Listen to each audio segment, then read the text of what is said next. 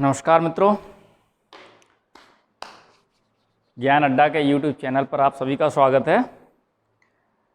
तो चलिए मुद्दे पर आते हैं और मुद्दा ये है कि आज हम लोग भारतीय संविधान के नीति निर्देशक तत्वों पर चर्चा करेंगे। ठीक है, पिछली क्लास में मैंने जो आप लोगों को जो चर्चा की थी वो था आपका आपातकाल के दौरान और जनहितवाद, है ना। यानी कि आपातकाल के दौरान जो मूल अधिकारों में जो हमारा निलंबन और प्रलंबन का सिद्धांत थे वो उनकी चर्चा करी थी, है ना। तो और आज बात करेंगे नीति निर्देशक तत्वों की, डीपीएसपी, जिन्हें कहते हैं directive principle of state policy, है ना। तो चलिए स्टार्ट करते हैं और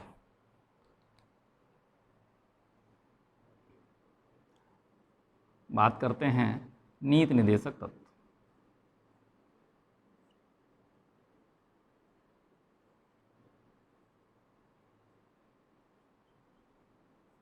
ठीक है, नीति निर्देशक तत्व इनको बोलते हैं डीपीएसपी,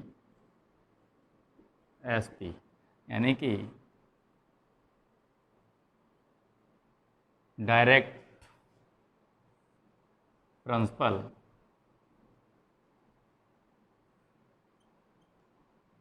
ऑफ स्टेट पॉलिसी। यानी कि भारतीय संविधान के नीति निर्देशक तत्व।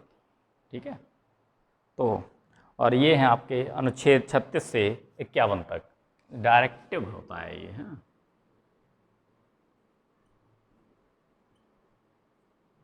Directive principle of state policy. ठीक है, अनुच्छेद 36 से 51 तक। ठीक है,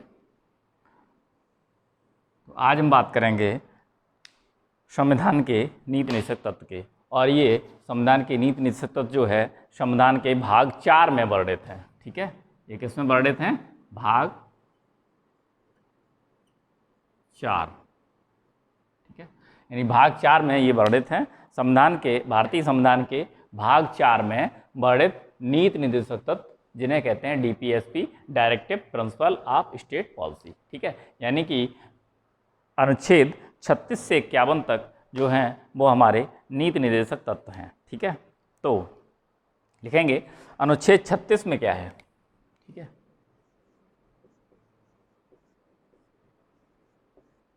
अनुच्छेद 36 में क्या है? अनुच्छेद 36 में राज्य है, राज्य की परिभाषा दी है, जिससे जैसे हमने पढ़ा था अनुच्छेद 12 में जो राज्य का वर्णन किया गया है वही आपका अनुच्छेद 36 में दिया गया है। ठीक है, अनुच्छेद 36 राज्य। ठीक है, और अनुच्छेद 37 और 38 में डीपीएसपी का वर्णन है। ठीक है, अनुच्छेद 37 डीपीएसपी, अनुच्छेद 38 डीपीएसपी। ठीक है, अभी इनकी सभी के बारे में चर्चा करेंगे, ये मैंने ऐसा क्यों लिखा है। ठीक है, और अनुच्छेद 39 जो है वो आपका विदेश से संबंधित है। ठीक है,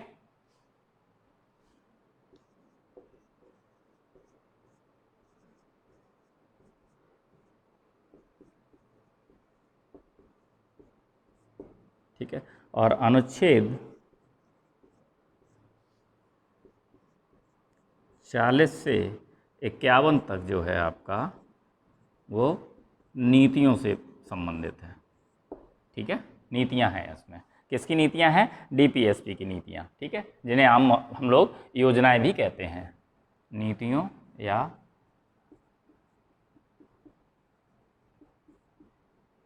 योजनाओं से संबंधित। ठीक है,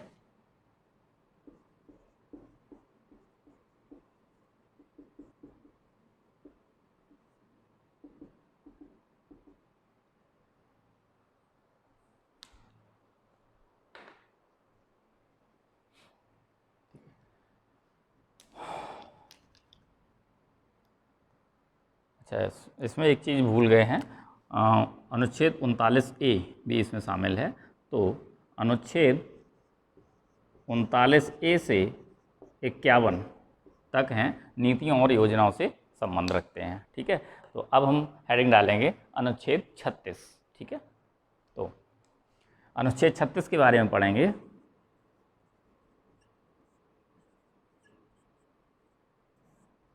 अनुच्छेद 36 क्या कहता है? अनुच्छेद 36 कहता है कि राज्य का वही तात्पर्य होगा जो कि अनुच्छेद 12 में वर्णित है। ठीक है, यानी कि अनुच्छेद 36 कहता है कि राज्य का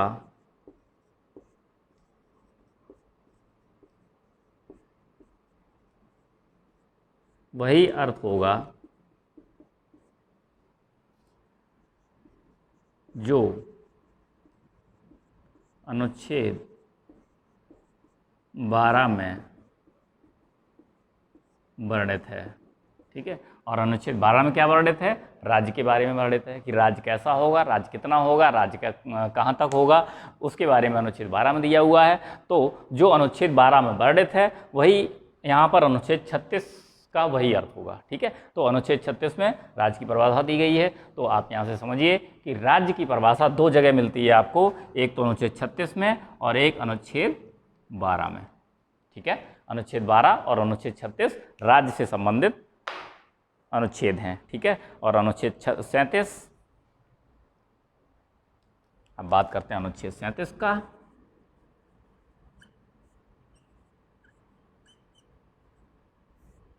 अनुच्छेद 37 क्या कहता है कि डीपीएसपी को, यानी कि नीति निर्देशक तत्व को, डीपीएसपी को न्यायालय में बाध्य योग नहीं है। डीपीएसपी को आप न्यायालय नहीं ले जा सकते। ठीक है, यानी कि आप डीपीएसपी के लिए न्यायालय नहीं जा सकते। ठीक है, यानी कि न्यायालय में ये परिवर्तनीय नहीं है। ठीक है, तो लिखेंगे डीपीएसपी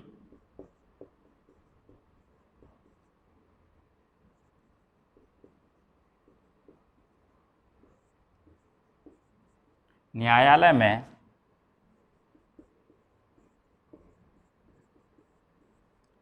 परिवर्तनीय नहीं है, अर्थात इसको कहते हैं कि डीपीएसपी न्यायालय में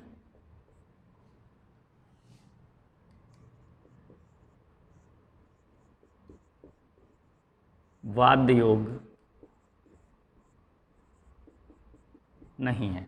इसका मतलब ये हुआ कि आप डीपीएसपी को लेकर न्यायालय नहीं जा सकते। न्यायालय डीपीएसपी का संज्ञान नहीं करेगा, क्योंकि ये जो डीपीएसपी है, नीति निर्देशक तत्व हैं, ये पूरी तरह राज्य पर निर्भर हैं। राज्य अपनी शक्ति, अपनी सामर्थ्य, अपनी इच्छा पर डिपेंड करेगा कि हमें किस क्या क्या ये अपनी इच्छा और अपनी शक्ति और अपने उस पर सामर्थ्य पर क्या क्या हमें दे सकता है। इसके लिए हम ज़बरदस्ती राज्य से नहीं कर सकते, और इसे लेकर हम राज्य में, वो सुप्रीम कोर्ट में या फिर हाई कोर्ट में, इसे लेकर हम इसके लिए वाद दायर नहीं कर सकते। ठीक है, तो अनुच्छेद 37 में डीपीएसपी के बारे में बताया गया। अनुच्छेद 37 में क्या बताया गया है कि डीपीएसपी न्यायालय में परिवर्तित नहीं है। ये है आपका अनुच्छेद 37। ठीक है, यानी कि अनुच्छेद 37 जो मैंने यहाँ लिखा था, डीपीएसपी संबंधित है, लेकिन डीपीएसपी से कैसे संबंधित है, ये इसमें अनुच्छेद 37 में ये बताया गया कि डीपीएसपी जो है न्यायालय में परिवर्तनीय नहीं है ना। और जो आम डीपीएसपी को लेकर, यानी नीति निर्देशक तत्वों को लेकर न्यायालय में नहीं जा सकते। ठीक है, ज़बरदस्ती, मतलब राज्य से ज़बरदस्ती लागू नहीं करवाया जा सकता है। ठीक है, ये राज्य की इच्छा पर डिपेंड करेगा, डीपीएसपी को लागू कितना करेगा, किस हद तक, किस सीमा तक करेगा। ठीक है, ये किसी जनता पर निर्भर नहीं करेगा कि वह नीति निर्देशक तत्वों को लेकर आप सुप्रीम कोर्ट या हाई कोर्ट जा सकें। इसीलिए कहते हैं अनुच्छेद 37 में कहा गया है कि डीपीएसपी जो है न्यायालय में परिवर्तनीय नहीं है, यानी कि ये बाध्य योग नहीं है। ठीक है, अनुच्छेद 38 जो है वो डीपीएस से संबंध दर्शाता है। ठीक है, अनुच्छेद 38 क्या करता है? डीपीएसपी से संबंध दर्शाता है, यानी कि सामाजिक, आर्थिक और राजनीतिक रूप से संबंधित होना चाहिए। ठीक है, यानी अनुच्छेद 38 जो है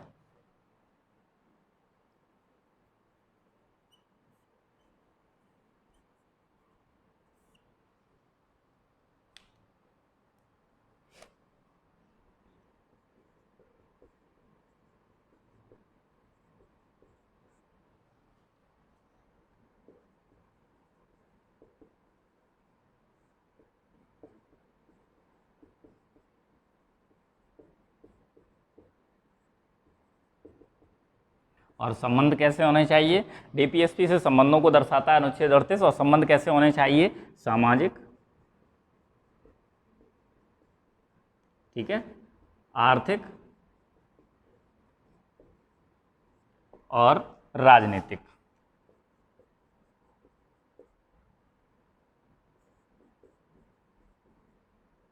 ठीक है, डीपीएसपी से संबंधों को दर्शाता है क्या? अनुच्छेद 38। लेकिन संबंध होने कैसे चाहिए? संबंध होने चाहिए सामाजिक होने चाहिए, आर्थिक होने चाहिए, राजनीतिक होने चाहिए, इन संबंधों को दर्शाता है। लेकिन इसमें धार्मिक संबंध शामिल नहीं है। ठीक है, ये ध्यान रखें। लेकिन इसमें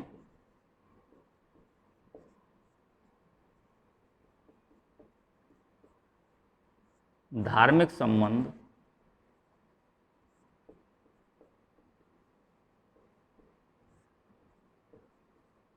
शामिल नहीं है। ठीक है,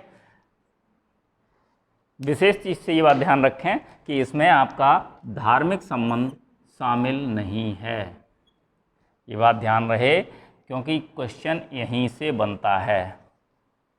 ठीक है, अनुच्छेद 38 में कहा जाता है कि डीपीएसपी से संबंधों को दर्शाता है, लेकिन इनमें से दिया जाएगा कि कौन सा संबंध अनुच्छेद 38 नहीं दर्शाता है। तो कौन सा नहीं दर्शाएगा? धार्मिक संबंध नहीं दर्शाएगा, यानी कि धार्मिक संबंध से इसका कोई नाता नहीं है अनुच्छेद 38 का। ठीक है, ये बात ध्यान रखें। यहाँ से ये चीज़ पूछा जाता है, यहाँ से आपका न्यायालय में परिवर्तनीय है या नहीं ये पूछा जाता है। ठीक है, और अनुच्छेद 36 में राज्य का वही अर्थ होगा जो अनुच्छेद 12 में वर्णित है। ठीक है, अब बात करते हैं अनुच्छेद 39 की। नोट कर लीजिए इसको, फिर आगे बढ़ते हैं।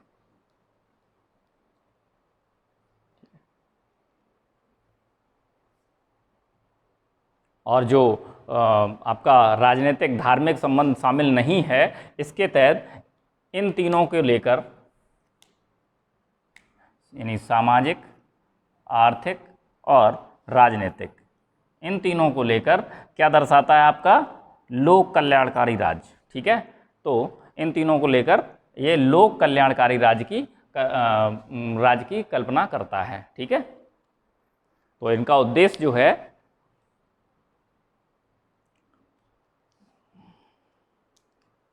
चलिए इसको नोट कर लीजिए, फिर आगे बढ़ते हैं, फिर लिखवाते हैं।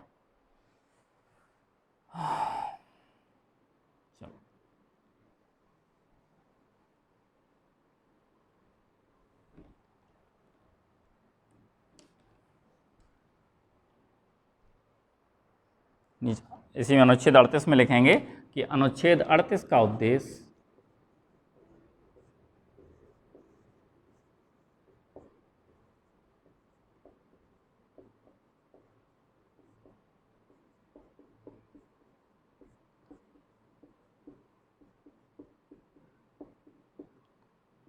लोक कल्याणकारी राज्य की स्थापना करना है। ठीक है, अनुच्छेद 38 का उद्देश्य क्या है? लोक कल्याणकारी राज्य की स्थापना करना है। ये बात ध्यान रखना कि कभी कभी पूछा जाता है कि लोक कल्याणकारी राज्य की स्थापना का उद्देश्य किस अनुच्छेद में दिया गया है? तो अनुच्छेद आपका 38 है वो। ठीक है, नोट कर लेंगे इसको। इसके आगे बढ़ेंगे अनुच्छेद 39 पर, जो विदेशों से संबंधित है ना।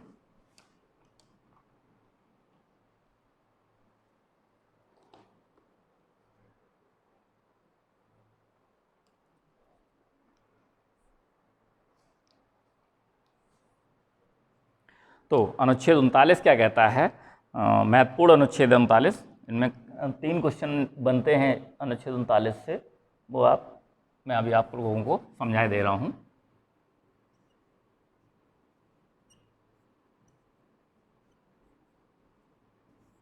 अनुच्छेद 39 जो है वो है आपका, इसमें राज्य की नीतियों के बारे में चर्चा किया गया है कि कहते हैं कि राज्य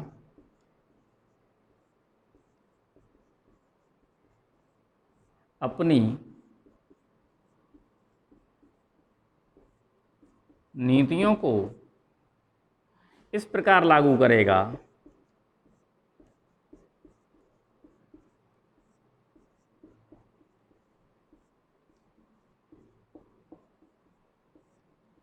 की। नंबर फर्स्ट, मैंने कहा था इसमें तीन क्वेश्चन बनेंगे, है ना। तो नंबर फर्स्ट में क्या है, आजीविका का साधन, ठीक है, यानी कि स्त्री पुरुष तथा सभी नागरिकों को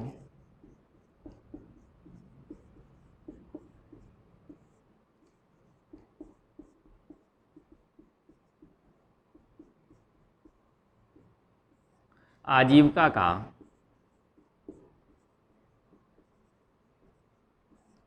साधन प्राप्त हो, ठीक है।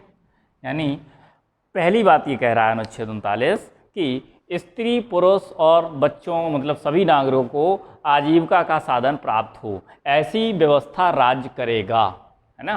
क्या कह रहा है, राज्य अपनी नीतियों को इस प्रकार लागू करेगा कि राज्य के सभी स्त्री, सभी पुरुष, सभी नागरिक यानी बच्चे जो भी हों, काम करने वाले जो बच्चे होते हैं, है ना, उनको सभी नागरिकों को आजीविका का साधन आसानी से प्राप्त हो सके, ठीक है।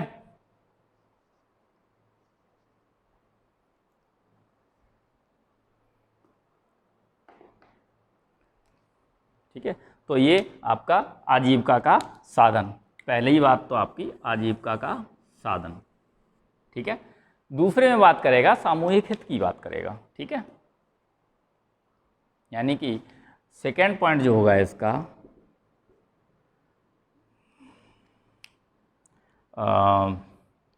जिसको कहेंगे सामूहिक हित से संबंध है आपका वास्तविक समाजवाद, ठीक है। तो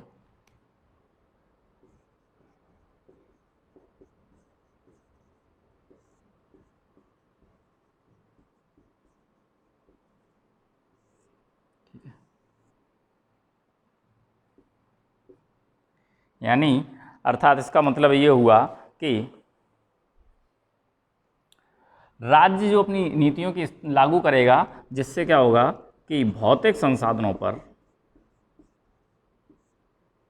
राज्य के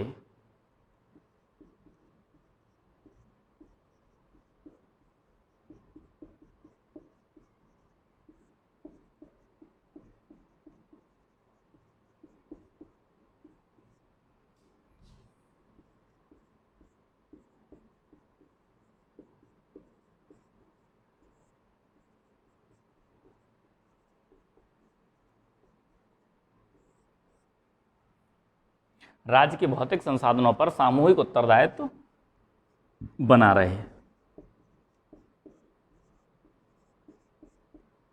ठीक है।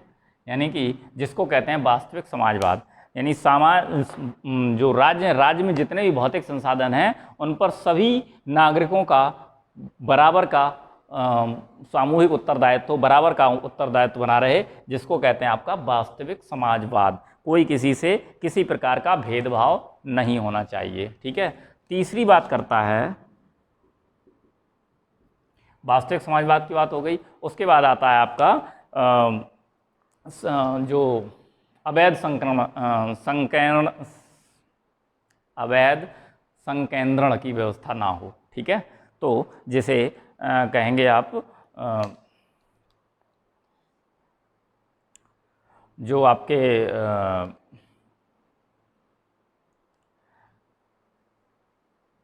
आजीविका से संबंधित यानी कि धन और उत्पादन से संबंधित जो साधन है, ठीक है, उनका जो संकेंद्रण है वो अवैध रूप से ना हो पाए, ठीक है। तो यानी कि लिखेंगे इस पे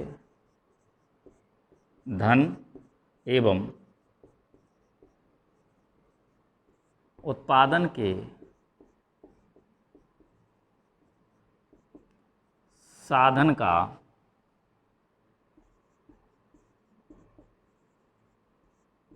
अवैध संकेंद्रण ना हो, ठीक है। इससे मतलब क्या, धन एवं उत्पादन के साधन का अवैध संकलन से मतलब ये हुआ कि जैसे चोरी करके गोदाम में इकट्ठा कर लिया, या पैसा का टैक्स का पैसा चुरा चुरा के अपने घर में रख लिया, है ना। तो इस टाइप की ये चीज़ें ऐसी राज्य व्यवस्था करेगा, नीतियों को इस प्रकार लागू करेगा कि धन और उत्पादन के साधन का अवैध संकलन ना हो। यानी कि जो नोटबंदी आई थी वो इसी के तहत आई थी, ठीक है। जो नोटबंदी आई थी वो अनुच्छेद 39 के तहत ही लगाई गई थी, ठीक है। तो क्वेश्चन यहाँ से पूछा जाता है कि नोटबंदी जो थी वो किस अनुच्छेद के तहत लगाई गई थी। तो नोटबंदी आपकी अनुच्छेद 39 के तहत लगाई गई थी। आजीविका का साधन और अनुच्छेद 39 पे आएगा। वास्तविक समाजवाद, ठीक है, वास्तविक समाजवाद भी आपका अनुच्छेद 39 की ही देन होगी, ठीक है।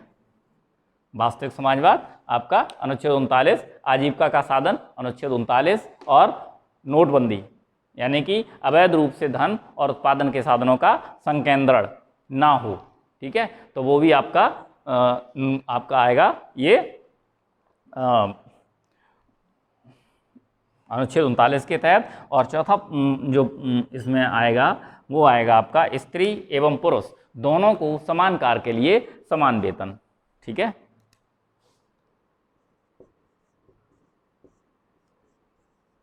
स्त्री एवं पुरुष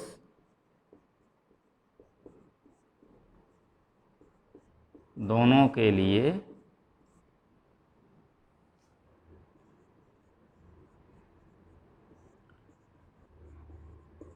समान कार्य के लिए समान वेतन,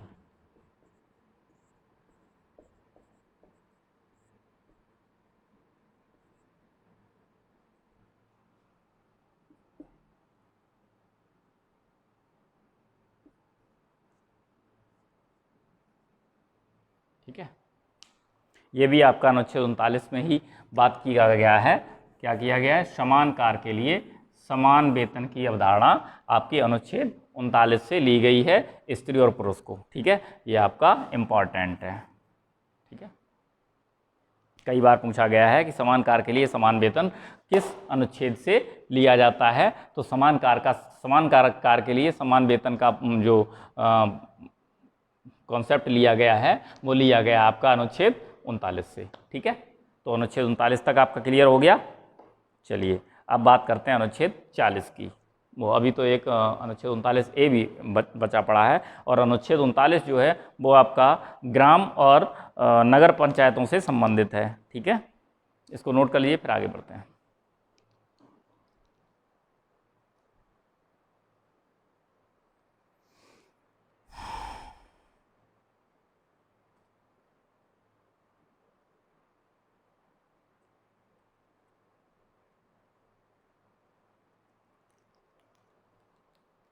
चलिए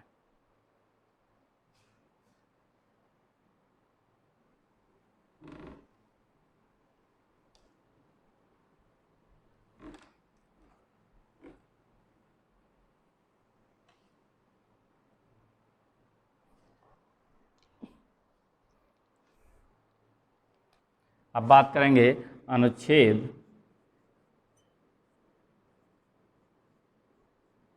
39A, ठीक है। अनुच्छेद 39A जो था वो 42वें संविधान संशोधन द्वारा 1976 में जोड़ा गया था, ठीक है। और इसके तहत क्या हुआ था कि समान न्याय एवं निःशुल्क विधिक सहायता के लिए प्रावधान किया गया था, ठीक है। यानी प्रत्येक राज्य में एक विधिक पर निःशुल्क विधिक परामर्श केंद्र की स्थापना राज्य करेगा, ठीक है। तो इसको लिखेंगे कि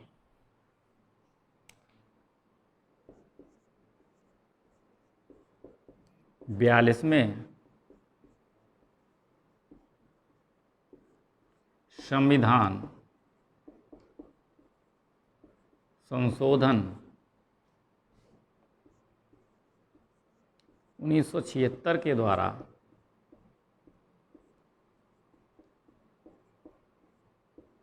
जोड़ा गया। इसमें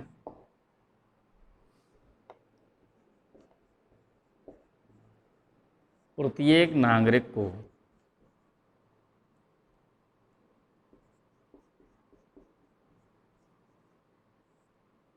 इसमें प्रत्येक नागरिक को निःशुल्क विधिक सहायता, है ना, और समान न्याय, ठीक है, प्रत्येक नागरिक को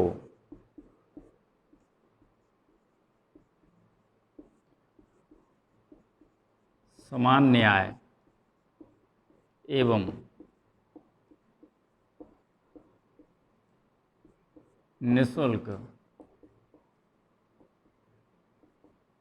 विधिक सहायता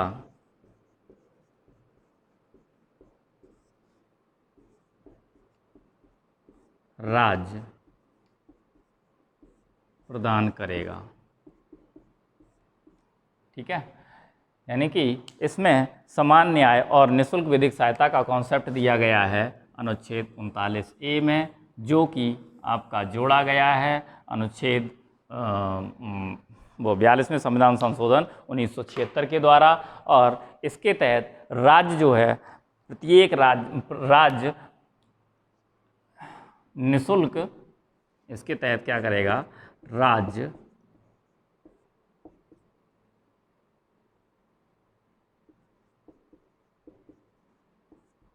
प्रत्येक राज्य में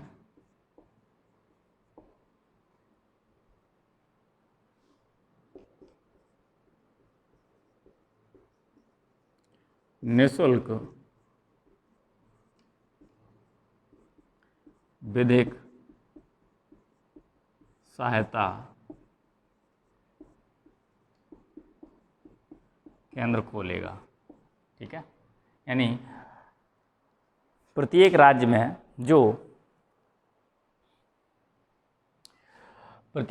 निःशुल्क विधिक सहायता केंद्र खोलेगा, यानी कि परामर्श केंद्र भी खोलेगा, ठीक है। विधिक सहायता से मतलब परामर्श केंद्र, ठीक है।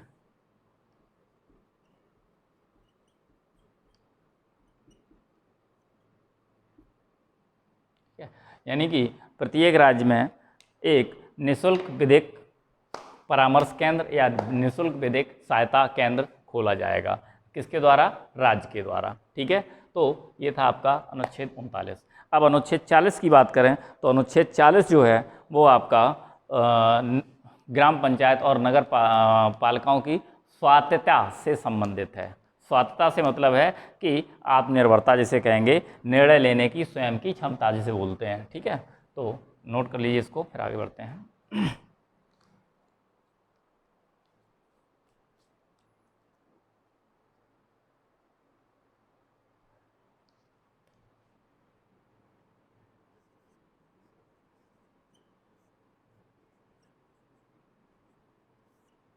अनुच्छेद 40,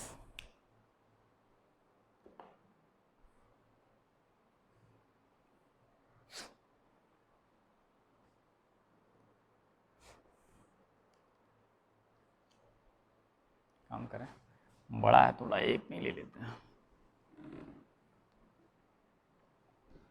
चलो यहीं से शुरू करते हैं।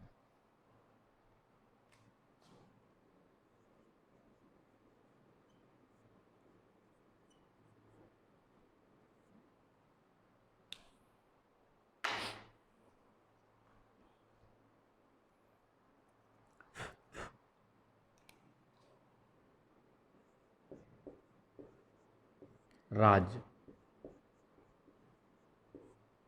ग्राम पंचायतों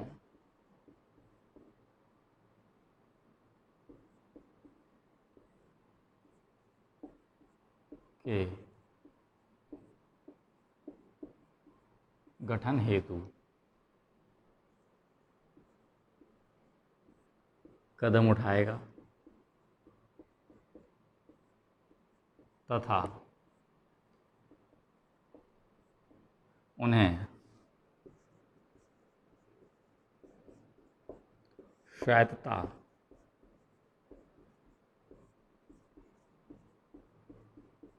प्रदान करेगा, ठीक है। और स्वायत्तता से संबंध मतलब ये है कि स्वायत्तता से संबंध है कि स्वयं निर्णय लेने का अधिकार,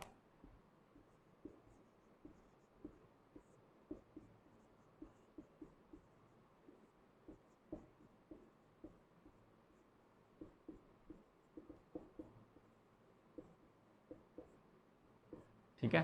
यानी कि जो सरकार है वो ग्राम स्तर पर ग्राम पंचायतों और नगर स्तर पर आपकी नगर पंचायतों का भी गठन करने का के हेतु कदम उठाएगा और उन्हें नगर पंचायत और ग्राम पंचायतों को स्वायत्तता प्रदान करेगा। स्वायत्तता प्रदान करेगा यानी स्वायत्तता से मतलब है कि ग्राम पंचायत और नगर पंचायतें अपने ग्राम के विकास के लिए, अपनी नगर के विकास के लिए स्वयं निर्णय ले सकते हैं। ठीक है, तो स्वायत्तता का मतलब यही हुआ कि अपने विकास के लिए स्वयं निर्णय लेना। ठीक है, और ये 73वें संविधान संशोधन द्वारा जोड़ा गया था। ठीक है,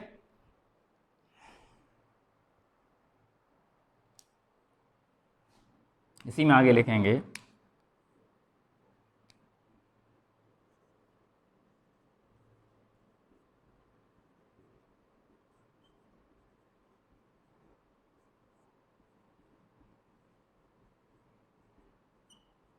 73वें संविधान संशोधन द्वारा जोड़ा गया था। क्या जोड़ा गया? ग्राम पंचायत। ठीक है,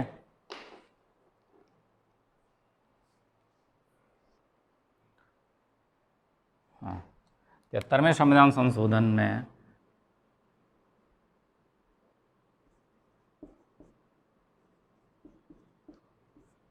के द्वारा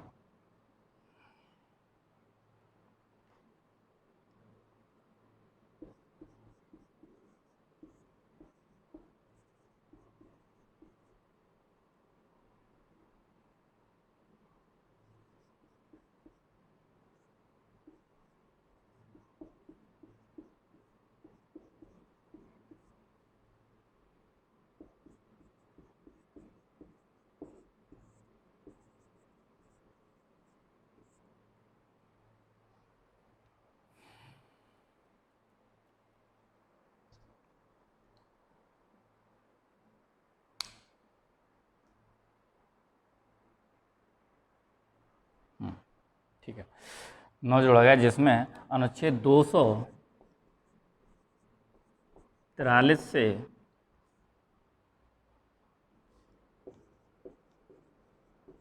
अनुच्छेद 243 ओ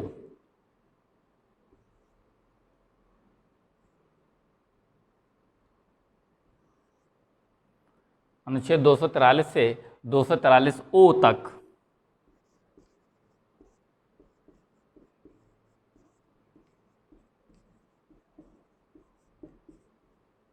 ग्राम पंचायतों के लिए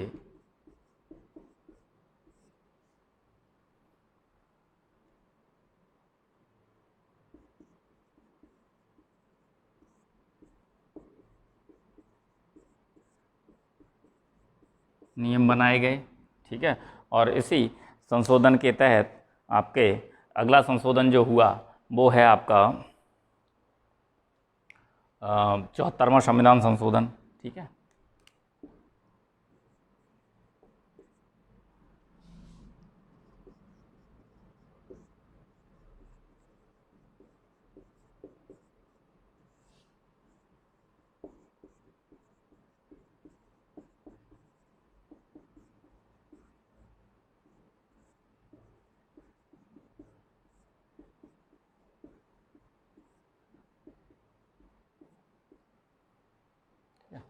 और इसी के तहत इसके बाद फिर सीधा 74वें संविधान संशोधन से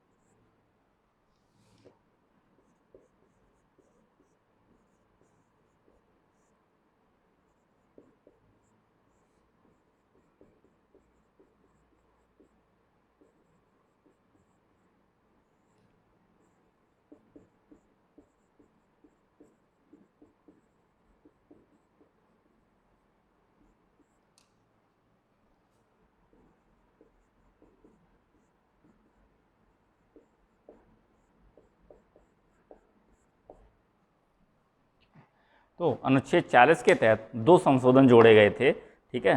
और कौन कौन से 2 संशोधन जोड़े गए थे? एक तो अनुच्छेद 40 में ये कहा गया कि ग्राम पंचायतों के हेतु कदम उठाएगा और उन्हें स्वायत्तता प्रदान करेगा, यानी कि निर्णय लेने के लिए अधिकार देगा। दूसरा 73वां संविधान संशोधन जोड़ा गया, जिसमें भाग 9 जोड़ा गया, और भाग 9 में अनुच्छेद 243 से अनुच्छेद 243 ओ तक ग्राम पंचायतों के लिए नियम बनाए गए और उन्हें संवैधानिक दर्जा दिया गया, ठीक है। इंपॉर्टेंट है संवैधानिक दर्जा। पूछा जाता है कि ग्राम पंचायतों को संवैधानिक दर्जा किस संशोधन के तहत दिया गया? अनुच्छेद संशोधन 73वें संशोधन संविधान संशोधन के तहत। और किस भाग में जोड़ा गया? भाग आपका 9 है, ठीक है। और किस अनुच्छेद से किस अनुच्छेद तक गया है? तो अनुच्छेद 243 से अनुच्छेद 243 ओ तक जोड़ा गया है, ठीक है। इसी तरह से फिर पूछा जाता है नगर पंचायत को संवैधानिक दर्जा कब दिया गया? तो 74वें संविधान संशोधन के द्वारा दिया गया। कौन सा भाग जोड़ा गया? भाग 9A जोड़ा गया, ठीक है। ध्यान रहे, भाग 9 में ग्राम पंचायत है, भाग 9A में आपका नगर पंचायत है, और इसमें अनुच्छेद 243P से 243ZO तक जोड़ा गया, जो कि नगर पालिकाओं से के नियमों से संबंधित है, और इसी के तहत नगर पालिकाओं को संवैधानिक दर्जा दिया गया, ठीक है। इतने क्वेश्चन यहाँ से बनते हैं, तो आप इसे नोट कर लीजिए, फिर आगे बढ़ते हैं।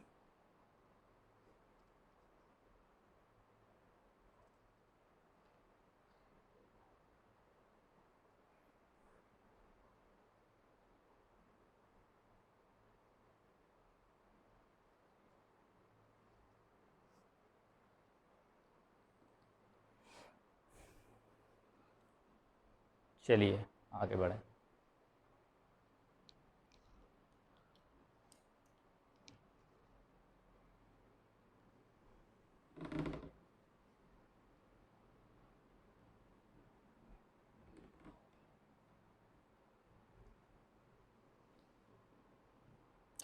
अनुच्छेद 40 हो गया। अनुच्छेद 41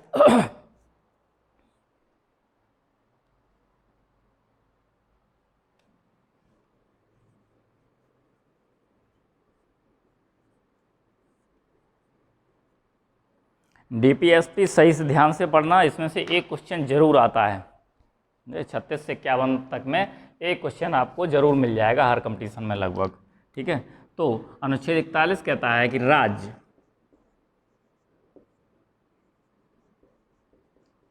अपनी शक्ति यानी सामर्थ्य एवं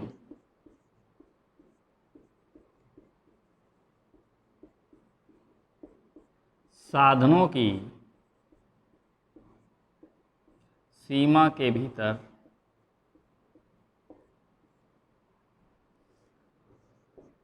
प्रत्येक नागरिक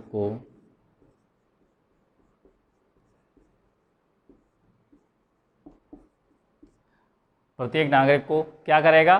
3 चीज़ें करेगा। 3 चीज़ें कौन कौन सी करेगा? काम, शिक्षा और लोक सहायता, ठीक है। को नंबर 1 काम,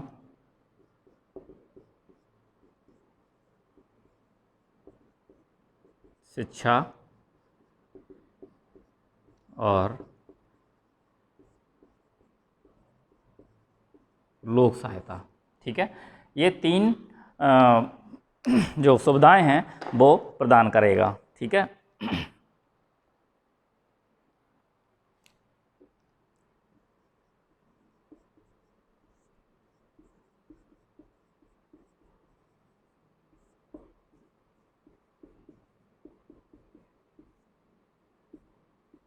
ठीक है। काम से मतलब है आपका कार्य, यानी कि जैसे आपका मनरेगा हुआ, ठीक है, PMKY हुआ, मनरेगा हुआ इत्यादि जो काम की जो योजनाएं चलती हैं काम देने की सरकार के द्वारा, है ना। और सेवा योजन हुआ आपका, है ना, और भर्तियां हुई आपकी, ये सब आपके काम के अंतर्गत आता है, ठीक है। भर्तियां, सेवा योजन, ठीक है। PMKY, मनरेगा, भर्तियाँ, सेवा योजन, इस टाइप के जो भी योजनाएं चलाता है, सरकार चलाती है, ये योजनाएं आपको मिलती हैं अनुच्छेद 41 के तहत। ठीक है। और शिक्षा की बात करें तो प्रत्येक बच्चे को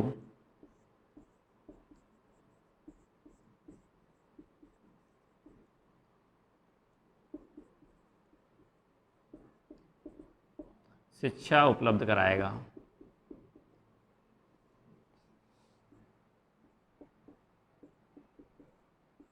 ठीक है। सरकार प्रत्येक बच्चे को शिक्षा उपलब्ध कराएगी, है ना। और काम प्रत्येक व्यक्ति को अपनी सामर्थ्य और साधनों की सीमा के भीतर प्रत्येक व्यक्ति को काम देने का कार्य करेगी और लोक सहायता प्रदान या उपलब्ध कराने का कार्य करेगी। तो ये आपका अनुच्छेद 41 के तहत आता है। ठीक है। 41 के तहत क्या क्या आता है आपका? काम आता है, शिक्षा आती है और लोक सहायता आती है। ठीक है। लेकिन कब? अपनी सामर्थ्य और साधनों की सीमा के भीतर, यानी अपनी सामर्थ्य से अधिक नहीं। ठीक है। नोट कर लीजिए इसको, फिर आगे पढ़ते हैं।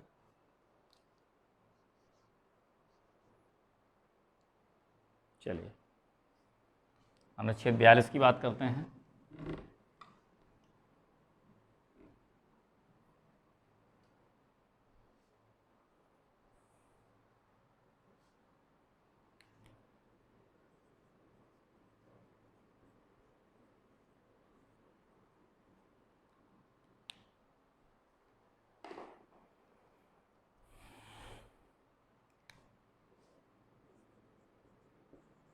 राज्य नंबर 1, काम की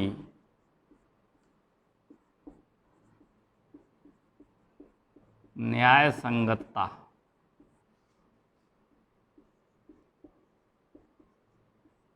प्रदान करेगा। ठीक है। काम की न्याय संगतता प्रदान करेगा। नंबर 2,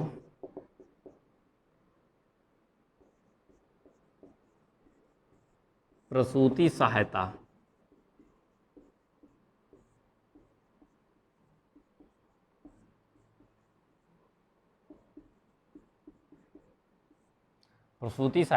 प्रदान कराएगा। ठीक है। इसमें दो बातें आती हैं। एक तो काम की न्याय संगतता प्रदान करेगा। काम की न्याय संगतता से मतलब है कि किसी के साथ काम को लेकर भेदभाव नहीं किया जाएगा। जो जिस लायक है, जो जिस कार्य को कर रहे हैं, एक ही कार्य में दो लोगों को अलग अलग भेदभावपूर्ण कार्य नहीं करने दिया जाएगा। और दूसरी बात है प्रसूति सहायता, यानी गर्भवती महिलाओं के लिए प्रसूति सहायता के लिए कदम उठाएगा। जैसे आपका जननी सुरक्षा योजना हुआ, जच्चा बच्चा, कौन सी योजना, वो जच्चा बच्चा वाली योजना होती है, जच्चा बच्चा की योजना होती है, एक मातृत्व लाभ योजना होती है ना। और आपका जैसे मातृत्व बंधन योजना होती है। इस टाइप की जो योजनाएं आती हैं वो आपकी इसी अनुच्छेद 42 के तहत ही आती हैं। ठीक है। अनुच्छेद 42 के तहत कौन कौन सी योजनाएं आती हैं? आप पे क्या आती हैं? मातृत्व लाभ योजना,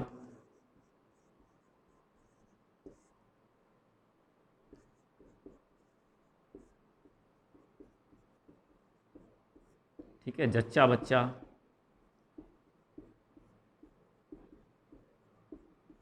ठीक है, मातृत्व लाभ योजना हो गई, जच्चा बच्चा हो गई, प्रसूति वो बोलते हैं उसको मातृत्व लाभ योजना तो हो गई। और आपका जननी सुरक्षा योजना हो गई है। ठीक है।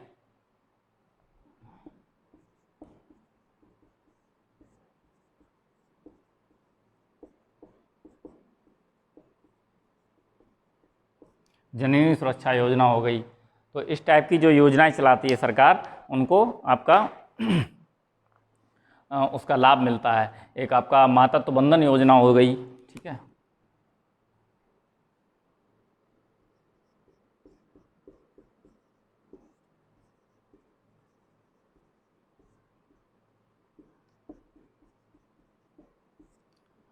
और मातृत्व लाभ योजना के तहत जो होता है, इसमें अवकाश दिया जाता है 26 सप्ताह का। ठीक है। लिख लो इसको।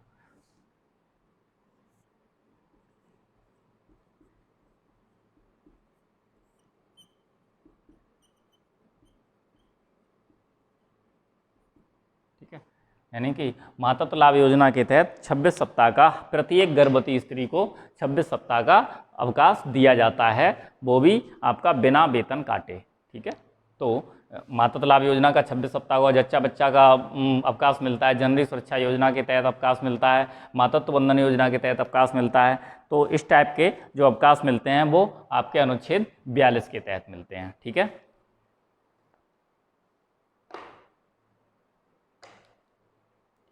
और अनुच्छेद 43 में जो है वो है आपका कुटीर उद्योगों को बढ़ावा देना। ठीक है,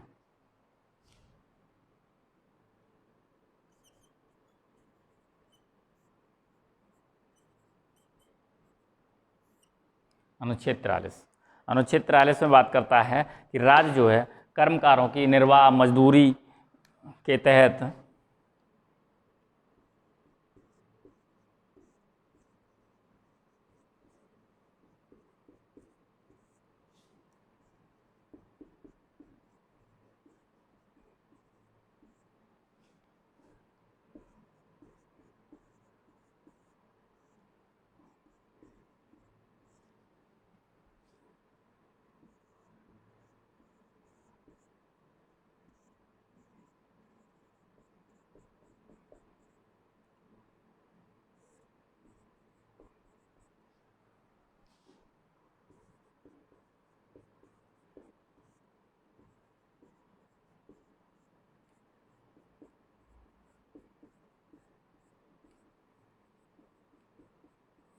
ठीक है,